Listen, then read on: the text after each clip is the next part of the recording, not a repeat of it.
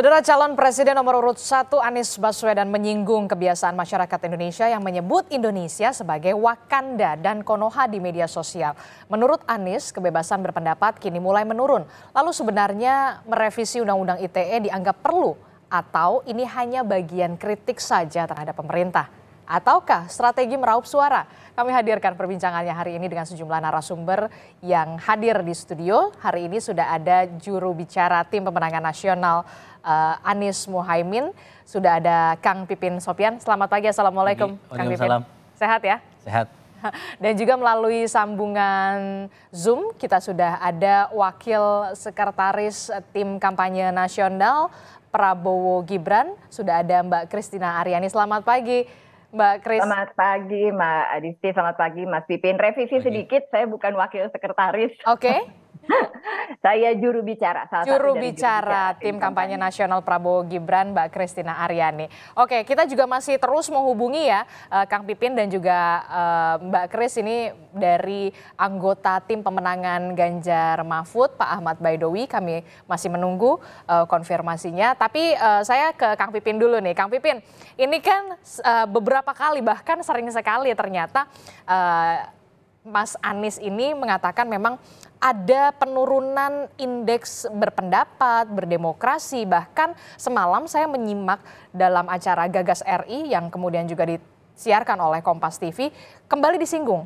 Kemudian katanya di media sosial warganet ini bahkan menyebutnya sebagai Konoha dan juga negara Wakanda agar tidak terjerat Undang-Undang ITE kalau mengkritik. Ya betul, saya kira itu yang dirasakan. Kalau misalnya tadi kalau Valdo selalu itu kasuistik ya.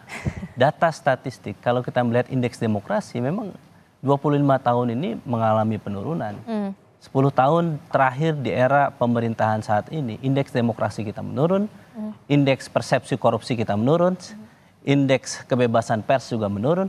Itulah yang terjadi. Jadi kalau misalnya melihat itu sebagai sebuah data statistik saja, kemudian kita lihat bagaimana kasus-kasusnya. Contoh kasusnya? Banyak kasus misalnya, Melki, ketua BEM UI misalnya. Bagaimana dia misalnya mengkritik tentang kebijakan pemerintah, tentang keputusan MK misalnya. Tiba-tiba dia, keluarganya dan gurunya didatangi oleh oknum aparat hukum misalnya. Bagi seorang Melki, saya sama-sama dari UI ya. Kami terbiasa kalau misalnya karena kita punya idealisme, maka kita terus lawan. Meskipun ada intimidasi. Tapi banyak jutaan orang, mahasiswa, mereka takut kalau berekspresi, kalau dimelkikan. Jadi ada seorang misalnya Baik Nuril, ada misalnya seorang Ustazah Kingkin. Mereka korban-korban Undang-Undang ITE.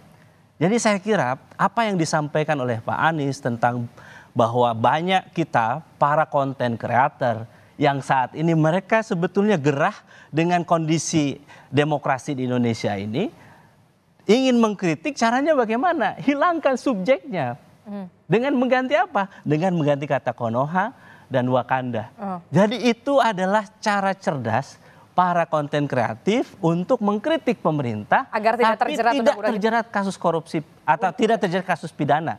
Dan saya kira itulah yang kita lihat dan ke depan yang Pak Anies kenapa selalu menyuarakan itu, karena kebebasan berekspresi ini akan menjadi modal visi misi program ke depan Indonesia adil makmur untuk semua. Itulah sebetulnya kenapa yang ingin kita hadirkan adalah bagaimana kita ingin kebebasan berekspresi ini menjadi vitamin pembangunan nasional, tidak membangun dengan ketakutan yang selama ini mohon maaf, kalau demokrasi kita sehat, tidak ada intimidasi kepada aparat kalau misalnya di satu daerah dia tidak menang kubu capresnya. Kalau demokrasi kita sehat, tidak ada satu pengusaha pun yang mereka takut untuk menyumbang ke salah satu capres karena akan dipersoalkan pajak dan sebagainya. Jadi kebebasan berdemokrasi ini, saya ingin berbicara kepada masyarakat, terutama kalangan menengah, mahasiswa. Saya kira kalau misalnya saat ini merasa bahwa kebebasan berekspresi ini menjadi persoalan kita, kebebasan pers kita juga menjadi persoalan, maka saatnya memang perubahan. Dan Pak Anies ingin menunjukkan, beliau ketika menjadi gubernur DKI, banyak yang memfitnah, banyak yang mengkritik, tidak ada satupun orang DKI atau di luar orang DKI yang dikriminalisasi, yang diadukan secara hukum kepada aparat hukum. Oke. Kalau menurut Kang Pipin ini tidak hanya sekedar statistik saja, kemudian ada beberapa kasusnya juga. Melihat ini kemudian Pak Anies juga mengatakan indeks demokrasi kita turun, kemudian indeks berpendapat kita turun. Mbak Kris, Anda sependapat soal ini? Oke, pertama-tama saya mau sampaikan dulu, ini bukan sesuatu yang baru. Jadi Undang-Undang ITE itu kan tahun 2008, kemudian dilakukan revisi pertama tahun 2016. Ternyata dalam perjalanannya kerap ditemukan ya, kami di DPR RI di Komisi 1, jadi kami paham betul soal ini. Banyak juga masukan baik dari masyarakat, bahkan dari daerah pemilihan saya, Jakarta Pusat, Jakarta Selatan, juga warga setiap kali misalnya ke rumah sakit Mbak, lalu kemudian mendapatkan pelayanan yang kurang optimal. Nah mereka tuh ketakutan gitu untuk sharing di WA group dengan sahabat-sahabat misalnya, karena berpikir ada Undang-Undang ITE yang kemudian bisa menjadi halangan ya ketika seseorang mengungkapkan pendapat. Lalu dari kalangan jurnalis juga banyak masukan-masukan ke kami juga. Kami adakan juga kan rapat dengar pendapat umum untuk menampung masukan-masukan. Tadi diangkat juga kasus baik Nuril ya, waktu itu di NTB di Lombok, itu juga salah satunya seperti itu juga. Jadi ini bukan sesuatu yang baru. Lalu sejak tahun lalu sudah dikemukakan ya, kami juga mendengar pemerintah kemudian berupaya mengatasi ini dengan mengeluarkan SKB, surat keputusan bersama. Ada 3 pihak di situ, ada Kapolri, lalu ada Jaksa Agung dan juga Menteri Kominfo. Tujuannya apa sih? Untuk memberikan guidance terkait dengan pasal-pasal di existing Undang-Undang ITE yang dirasakan menimbulkan perbedaan pemahaman, menimbulkan multitafsir seperti itu. Nah ini berjalan, tapi kemudian masyarakat juga tetap ingin ya agar tidak ada lagi lah perbedaan pendapat, sehingga undang-undang juga kan dirasakan kedudukannya dalam hierarki. Peraturan perundang-undangan kita kan ada di bawah SKB, di bawah undang-undang gitu. Jadi pasti lebih prevail yang undang-undang. Sehingga kemudian digagaslah revisi Undang-Undang ITE sejak surpresnya itu diterima DPR RI tahun lalu Mbak. Dan pembahasan sendiri di Panja itu dimulai sejak November. Setelah 14 kali melakukan rapat, akhirnya kemarin ya, kemudian disetujuilah revisi Undang-Undang ITE, selain mengatur hal-hal yang selama ini dianggap problematis ya, menimbulkan perbedaan pemahaman, multitafsir dan lain-lain. Undang-Undang revisi kedua, Undang-Undang ITE ini juga mengatur beberapa hal baru, antara lain perlindungan anak ya terhadap paparan sistem informasi yang ya tidak berpihak pada anak, jadi ada verifikasi dan lain-lain. Jadi sebetulnya dengan revisi undang-undang ini perbedaan pemahaman tadi sudah tidak perlu dikhawatirkan lagi. Kalau sekarang juga misalnya orang mudah sekali ya mengadukan orang lain, bahkan mungkin bukan dia korban tapi merasa tidak suka dengan adanya suatu pengaduan, dia kemudian bisa mengambil standing untuk mengadukan orang lain. Nah di undang-undang revisi ini tidak demikian. Korbanlah yang bisa mengadukan dan bukan badan hukum. Jadi nggak bisa tuh yayasan, PT dan institusi lain kemudian ujuk-ujuk mengadukan. Oke, kan kita juga banyak sekali anggapan yang mengatakan Undang-Undang ITE ini bisa disebutkan pasal karet begitu ya, dalam tanda kutip ya. Bahkan banyak di warganet di media sosial yang mengatakan bahwa ketika mengkritik menggunakan kalimat, dirubah kalimatnya menjadi negara Konoha, Wakanda. Tanggapan Anda atau jawaban Anda soal ini? Ya kalau itu saya pikir lebih merupakan satir ya Mbak ya. Karena bukan spesifik menuju seseorang. Ketika kita bicara soal pasal karet, perbedaan pemahaman, multitafsir, itu harus spesifik. Misalnya saya di sini, saya menyerang Mbak Adisti gitu ya. Nah itu berarti kan Mbak Adisti bisa, atau saya menyerang suatu institusi. Tapi ketika saya menggunakan suatu analogi negara anta beranta, itu sebetulnya lebih merupakan satir. Jadi tidak person yang ini. Kalaupun ada yang keberatan dengan kata-kata misalnya Indonesia, nah sekarang memang pasal yang existing memungkinkan ada masyarakat yang tidak suka dengan masyarakat lain, itu bisa mengadukan. Tapi nantinya dalam revisi ini itu sudah tidak demikian lagi. Kita justru ingin agar ekosistem ruang digital ini sehat ya. Kita memberikan kebebasan bagi orang untuk berekspresi, menyatakan pendapat. Tapi tentunya tetap dengan santun loh Mbak ya. Jadi jangan ruang digital ini kemudian jadi ruang hujat menghujat. Betul. Kritik itu harus konstruktif ya. Kita semua ini satu bangsa, satu negara. Jadi ruang yang kondusif untuk menyampaikan pendapat ini tentunya harus terus kita jaga. Oke, kritik memang tetap harus di apa ya, bisa yang membangun begitu ya, kritik yang membangun. Betul. Tapi kalau kata Mbak Christina tadi, ini bukan hal baru sebenarnya Kang Pipin. Ya, saya kira revisinya kan belum disahkan di paripurna ya. Jadi masih belum final ya, dan saya kira setelah hampir 10 tahun pemerintahan ini berjalan dan kita sudah merasakan korbannya banyak, tapi perubahannya baru bisa dilakukan di akhir pemerintahan. Saya kira ini tentu ya, setelah korban banyak dari Undang-Undang ITE ini, sudah beberapa kali kami dari PKS itu mengajukan supaya segera dilakukan revisi Undang-Undang ini. Gitu ya. Jadi saya kira itu yang pertama. Terus yang kedua, saya kira tadi memang kata santun ini mudah diucapkan, tetapi memang sangat berbeda antara santun yang satu dengan santun yang lain.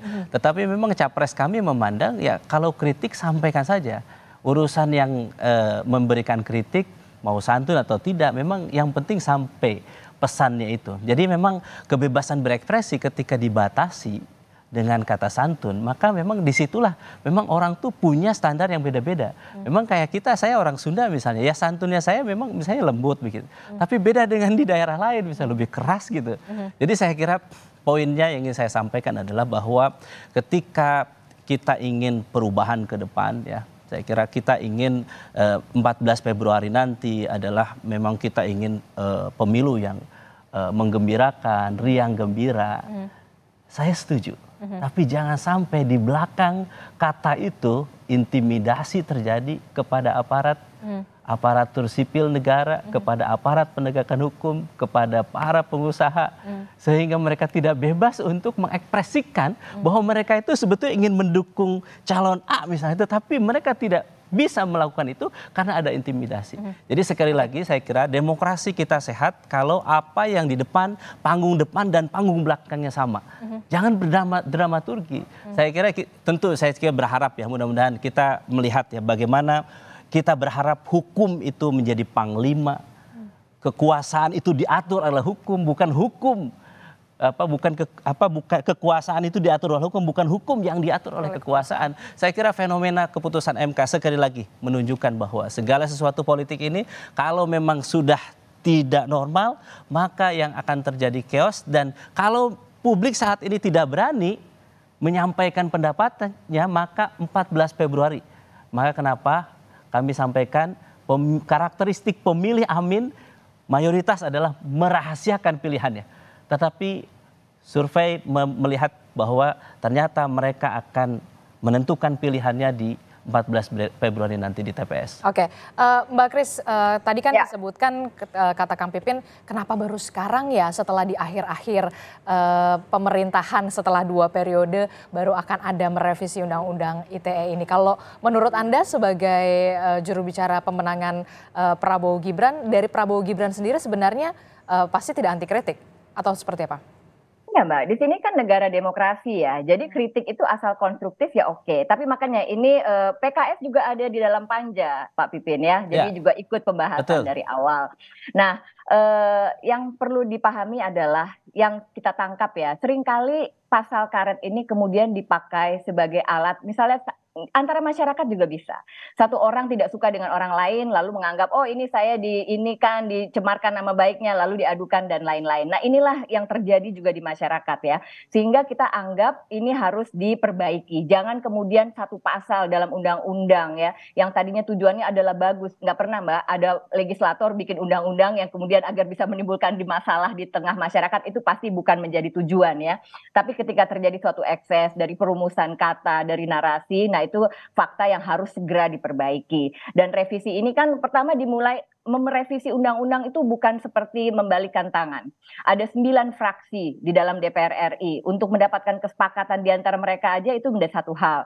Lalu kemudian kita harus duduk dengan pemerintah juga. Lalu setiap komisi di DPR RI hanya bisa membahas satu undang-undang dalam satu masa. Jadi ketika ada undang-undang lain, kami waktu itu sibuk dengan undang-undang pelindungan data pribadi yang juga memakan waktu. Nah ini jadi harus selesai satu dulu, baru kita bisa move on. Itu memang suatu pakem ya yang ditetapkan di DPR DPR RI agar semua bisa fokus kepada undang-undang yang sedang Kristen dibahas. lupa saya kira. Gimana? Mbak Kristen lupa bahwa Nah, saya bicara pemerintah soal Komisi 1, betul, ini lagi giliran betul. saya sebentar ya. Saya Jadi tunggu setuju. dulu Pak Pipin, Oh, nanti ada baik, giliran baik. Anda. Saya lanjutkan, Oke? silakan.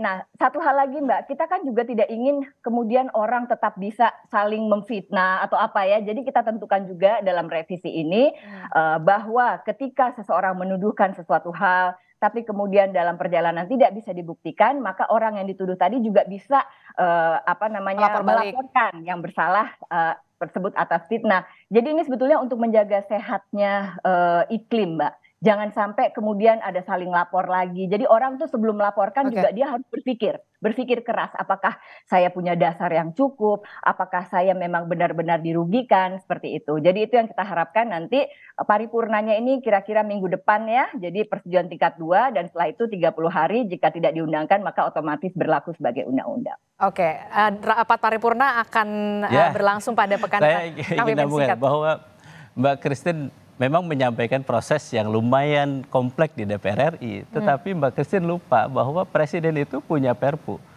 Jadi punya hak otoritatif untuk melakukan perubahan undang-undang kapanpun, tanpa harus misalnya nanti konsultasi, nanti setelah disahkan baru bisa diajukan ke DPR. Jadi saya kira disinilah ya, kalau memang goodwill ya, itikat baik pemerintah kita sejak awal misalnya melihat bahwa banyak korban-korban yang terjadi, maka bukan dengan partikular approach, tapi memang melihat undang-undang ini bermasalah, maka Perpu bisa dikeluarkan begitu. Dan seharusnya memang kalau menurut Anda memang harus ada peran dari Presiden juga. Kalau katakan PKS kami hanya 58%, sangat minim ya. Tapi kalau misalnya mau cepat, leadership di sini sangat penting. Makanya kenapa Pak Anies yang berbicara, beliau sebagai calon presiden, maka dia akan merubah, bukan dengan cara misalnya sekedar mengajukan ke DPR, tetapi beliau bisa menggunakan Perpu itu.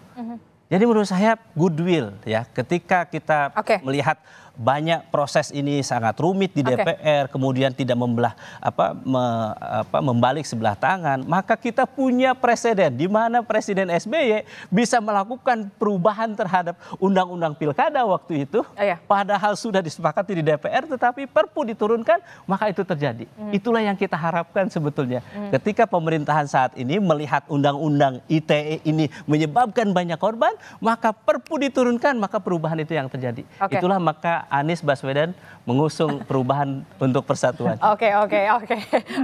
Kita nanti akan berbincang juga Mbak Kristen dan juga Kang Pipin dengan pemerhati media sosial. Sebenarnya memang betulkah warganet setakut itu kemudian mengeluarkan pendapatnya sampai-sampai harus menggunakan kalimat Konoha dan juga negara Wakanda? Tetaplah bersama kami di Sapa Indonesia Pagi, kita akan bahas usai jeda.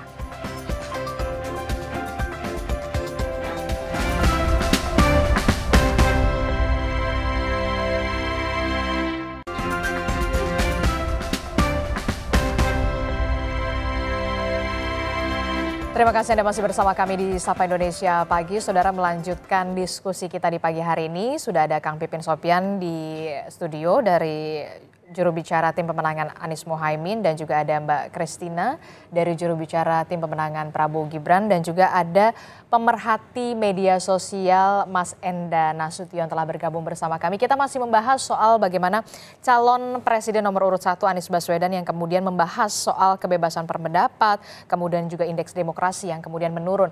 Saya langsung ke Mas Enda dulu sebagai pemerhati media sosial. Apa yang Anda baca ini di media sosial? Karena kita melihat warganet ketika ingin mengkritik pemerintah begitu ya, menyebut mengganti kalimat dengan kalimat negara Konoha, Wakanda untuk menghindari jeratan undang-undang ITE. Apa yang bisa Anda jelaskan soal ini, Mas Enda? Iya. Undang-undang ITE ini kan sebenarnya memang problematik ya sejak diturunkan tahun 2017. Tadi yang disebut sama Mbak Kristen, Prita Mulesari itu saya dan teman-teman tuh yang membela waktu itu dengan Koen Keadilan Prita tahun 2009 ya. 2007 tadi 2009. Memang kemudian muncul revisi yang pertama sudah ada lebih baik. Kemudian sekarang saya baru baca juga ada revisi lagi. Saya rasa harusnya lebih baik lagi. Nah, kalau bicara soal kebebasan berekspresi, memang ada apa ya, di satu sisi orang jadinya lebih aware tentang undang-undang ITE. Tapi kalau saya cermati yang paling banyak kemudian jadi problem adalah justru intimidasi horizontal gitu. Jadi antara sesama warga masyarakat. Jadi kalau misalnya ada sesuatu tiba-tiba saya laporin undang-undang ITE lo gitu. Jadi undang-undang ITE ini kalau kita baca datanya, nah saya juga pengen tahu datanya berapa banyak sih yang sampai kemudian ke pengadilan, lalu kemudian sampai ada keputusan bersalah dibandingkan dengan pengaduannya gitu, dibandingkan dengan konfliknya gitu. Jadi harusnya kalau kita bicara memang muncul adanya sebuah suasana yang represif misalnya gitu ya, apalagi kalau saya dulu mengalami zaman Orde Baru, ya jauh berbeda ya. Sekarang kayaknya kita secara umum walaupun secara bercanda kita bilang Wakanda, Konoha, tapi orang pejabat bisa di roasting misalnya gitu ya. Stand up comedian boleh mengkritik. Saya belum pernah dengar tuh ada orang yang sampai kemudian dituntut oleh pejabat negara gara-gara acara komedi. Walaupun memang sambil bercanda-bercanda ini para stand up comedian juga takut gitu ya. So, aduh nanti tiba-tiba gue hilang nih atau tiba-tiba nanti ada yang dijemput. Tapi pada prakteknya, jadi harusnya saya nggak punya datanya, tapi mungkin teman-teman yang hadir bisa mengungkap datanya berapa banyak sih setiap tahun jumlah orang yang kemudian sampai dituntut, terutama oleh rezim ya, oleh pemerintah atau penguasa menggunakan undang-undang ITE. Tapi kalau konflik horizontal, saya rasa memang tumbuh karena dalam arti gini, pengguna internet yang makin banyak, pengguna media sosial makin banyak, konflik atau pertentangan secara horizontal juga makin banyak. Jadi memang mungkin banyak yang menggunakan kata saya tuntut loh ya pakai undang-undang ITE sebagai sebuah intimidasi gitu. Dan kebetulan yang nanya ke saya juga banyak tuh. Jadi kayak misalnya sekedar mengeluarkan orang dari WhatsApp group, bisa nggak ya gue tuntut pakai undang-undang ITE misalnya gitu ya. Atau berkonflik cuman gara-gara berbalas komen, bisa nggak ya gue tuntut pakai undang-undang ITE. Dari dulu sebenarnya undang-undang ITE sebagai sebuah tataran hukum adalah harusnya sebagai last resort untuk menyelesaikan konflik. Ada etika, ada norma. Nah itu dulu yang harusnya digunakan. Baru kemudian tidak ada jalan keluar. Oke, kita maju ke ke pihak aparat hukum misalnya gitu. Karena kan kalau nggak kasihan aparat hukumnya habis waktunya cuma ngurusin masalah konflik antar warga negara aja gitu. Oke, tapi kalau dari Anda, Mas Enda, Anda melihat kemudian setakutkah itu warganet untuk mengkritik pemerintah di media sosial sampai-sampai harus kemudian menggunakan kalimat pengganti begitu? Nah, kalau di media sosial ya, kalau dicermati tiap hari banyak banget kritik sama pemerintah dan bebas-bebas aja. Tapi memang, nah gini, nggak bisa kita tidak bisa spesifik misalnya ya. Jadi warganet juga berstrategi nih sekarang memang ya, entah itu karena ya mau main aman aja atau memang mau main aman. Jangan sampai terjerat undang-undang ITE. Betul. Jadi tidak spesifik terhadap siapa. Lalu kemudian tidak karena di Twitter terutama di Facebook, Instagram juga tidak harus selalu menggunakan nama pribadi atau nama resmi kan ya. Dan menurut saya kritik ini sebenarnya juga kita dampaknya juga perlu dilihat, kerusakannya perlu dilihat kalau memang ada pencemaran nama baik gitu. Kalau misalnya akun nggak jelas lalu ngomongin tentang kita, ya biarin aja lah, nggak ada yang lihat juga gitu. Tapi kalau misalnya ada tokoh agama atau tokoh publik gitu ya, pengusaha yang kemudian mengeluarkan sebuah statement yang kayaknya memang punya reputational damage gitu yang besar sama seorang pejabat atau seorang itu ya, pejabatnya mungkin juga ini kalau dibiarin nanti orang ngerasa jangan-jangan bener nih gitu kan. Jadi saya juga harus melakukan sesuatu. Nah cuman balik lagi kalau menurut saya, kalau secara umum ya sekarang sih jauh lebih bebas tentunya kalau kita bandingkan dengan sebelum-sebelumnya. Tapi memang harus ada strateginya, harus hati-hati ya. Mungkin salah satunya harus hati-hati berarti itu Anda melihat ada masih ada ketakutan di situ. Nah, lebih kehati-hatian aja ya, jangan kemudian terlalu terbuka atau terlalu frontal aja. Takut sih, kalau takut kan nggak diomongin dong gitu. Kalau ini sih ngomong aja, kritik aja gitu. Cuman ya kita berstrategi aja gitu kalau mau ngomong sesuatu gitu. Kalau memang cuek dan berani ya silakan aja. Banyak juga yang melakukan yang cuek dan berani gitu. Oke, Kang. Oke. Ya. Kang Pipin, tadi dari media sosial pemerhati Mas Enda bilang sebenarnya kalau kebebasan berekspresi dan berpendapatnya jauh lebih bebas kalau sekarang, cuma lebih berstrategi aja gitu. Jadi karena Mas Enda membandingkannya dengan Orde Baru. Coba kalau membandingkannya dengan 10 tahun yang lalu di era Pak SBY, ini beda ceritanya. Dan indeks demokrasi kan turun setelah 2015. Sampai saat ini kan trennya penurunan. Jadi saya kira tadi ya. Dan iya, dari indeks demokrasi dari skornya 7,03 di tahun 2015 turun menjadi 6,71 di tahun 2022. Betul.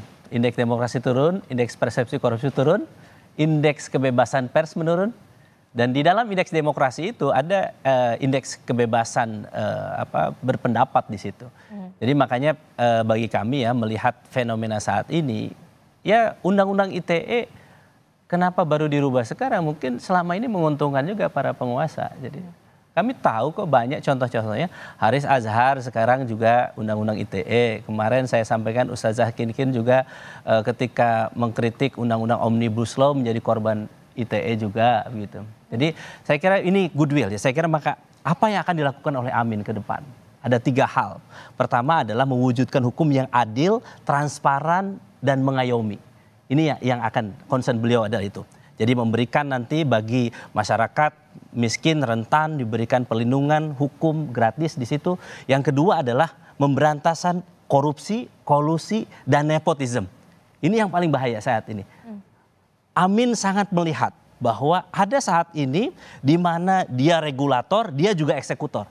Ini yang sebetulnya menjadi ketidakpastian hukum di situ. Ada orang yang mengambil keuntungan ketika dia menjadi seorang regulator. Yang ketiga adalah memberikan kebebasan berekspresi dengan merubah undang-undang ITE. Kalau misalnya tidak selesai oleh DPR, maka peraturan pengganti undang-undang yang itu adalah domainnya, otoritasnya presiden mungkin akan diambil oleh Pak Anies Baswedan.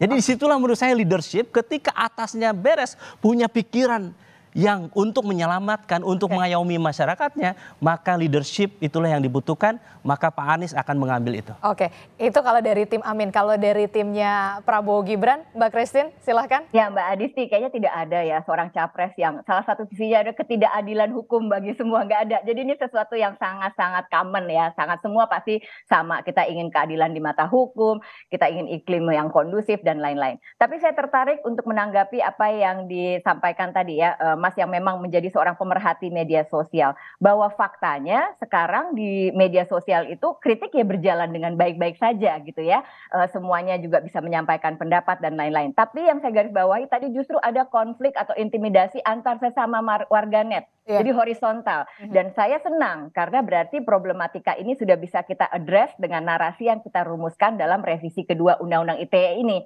Tidak bisa main asal lapor kecuali memang dia yang dirugikan. Kalau ternyata main asal lapor tidak bisa dibuktikan, dia bisa kena tuntut balik untuk fitnah dan lain-lain. Jadi sepertinya problematika real yang saat ini dihadapi oleh masyarakat khususnya di ruang digital, karena itulah spesifik yang diatur melalui Undang-Undang ITE, bisa kami address dengan revisi yang akan disahkan dalam waktu dekat ini. Semoga menjawab ya Mas Pipin.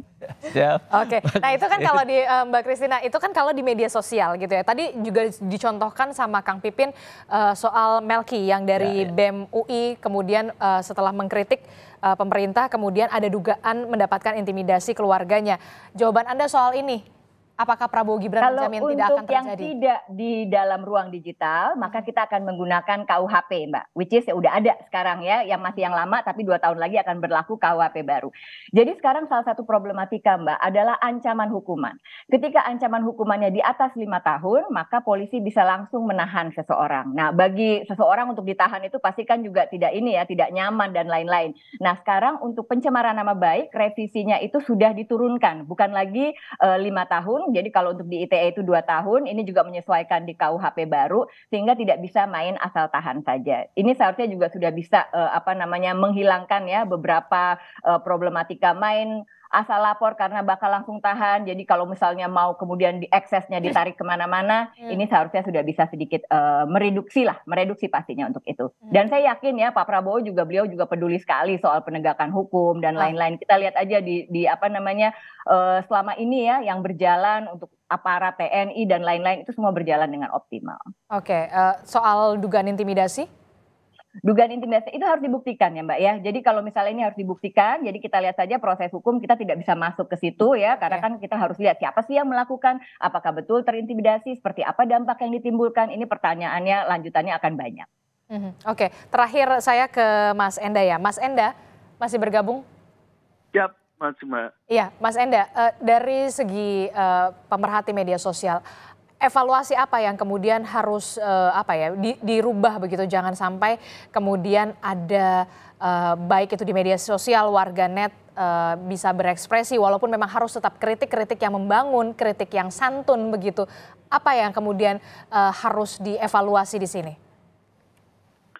Oh iya, by the way ini mewakili nomor 1 dan nomor 2, nomor 3-nya saya berarti ya kalau gitu ya. Ya boleh lah. Mas pemerhati. Bukan pemerhati media sosial ya. Silakan. Jadi sebenarnya, nah gini, tadi saya juga mencermati soal indeks demokrasi ya. Jadi salah satunya mungkin, mudah-mudahan ke depan akan lebih baik sih. Yang terjadi memang bukan intimidasi, tapi juga ada kayak semacam keengganan orang untuk berdiskusi secara terbuka karena memang kemarin tuh sangat terpolarisasi gitu. Terpolarisasi dalam arti either kamu pendukung pemerintah atau kamu mengkritik pemerintah gitu. Dan masing-masing tuh diserang dalam arti ya mungkin dengan buzzer dan lain sebagainya ya. Sehingga males gue kritik-kritik. Bukannya intimidasi mungkin tidak secara fisik, tapi justru diintimidasi secara online juga, dibully, bahkan di-doxing gitu ya, dicari datanya. Nah itu yang kemudian bikin akhirnya orang enggan, dan saya rasa itu yang menurunkan indeks demokrasi. Jadi yang lucu, jadi sebenarnya ancaman terhadap kebebasan berekspresi itu tidak resmi ancaman dari pemerintah secara langsung, tapi ada seolah-olah kayak badan-badan atau ada kayak orang-orang tertentu yang kemudian membuat kita jadi malas untuk berdiskusi secara terbuka karena nanti dianggap lu anti pemerintah lo ya, lu anti ini. Yang lucu kan sebenarnya adalah kemudian ini yang kemarin oposisi dan rezim pemerintah kan bersama nih ya sekarang gitu ya. Nah jadi bingung nih sekarang sebenarnya di harapan Anda dari pemerhati media sosial jangan sampai kemudian ada polarisasi semacam itu. Nah jadi menurut saya narasinya sekarang udah benar ya. Hampir semua capres-cawapres bicara soal kita harus tenang, kita harus santai, kita harus happy. Saya rasa itu juga berresonansi ke para pendukung di sosial media lah. Tapi ya juga yang nggak kalah pentingnya, saya rasa siapapun yang jadi capres-cawapresnya dan nanti terpilih juga harus memperhatikan soal literasi digital. Jadi tidak cukup nih sosial media dibuat aja sebagai alat untuk kampanye, dibuat aja sebagai alat untuk kemudian mengirimkan pesan dan lain sebagainya, tapi juga harus dibangun dan ada pendidikan secara sistematis terhadap netizen ini. Bagaimana sih norma etikanya untuk berdiskusi secara sehat, secara terbuka, dan kalau bisa memang bertukar pikiran. Kalau sekarang jadinya cuma saling serang-serang aja, tapi juga nggak ada hasilnya gitu jadinya. Jangan kemudian saling serang, kemudian juga harus ada edukasi soal literasi digital juga. Itu yang kemudian menjadi harapan kita bersama Kang Pipin dan juga Mbak Christine supaya kemudian tidak hanya warga yang di dalam dunia nyata juga punya kebebasan berekspresi, kebebasan berpendapat, mengkritik pun kritik yang membangun dan juga kritik yang santun. Semoga tidak ada lagi buzzer bayaran ke depan. Oke, baik. Terima kasih Mbak Christine, Kang Pipin, dan juga Mas Enda telah bergabung bersama kami. Terima kasih semuanya. Sehat-sehat selalu. Terima kasih. Assalamualaikum. Waalaikumsalam warahmatullahi wabarakatuh.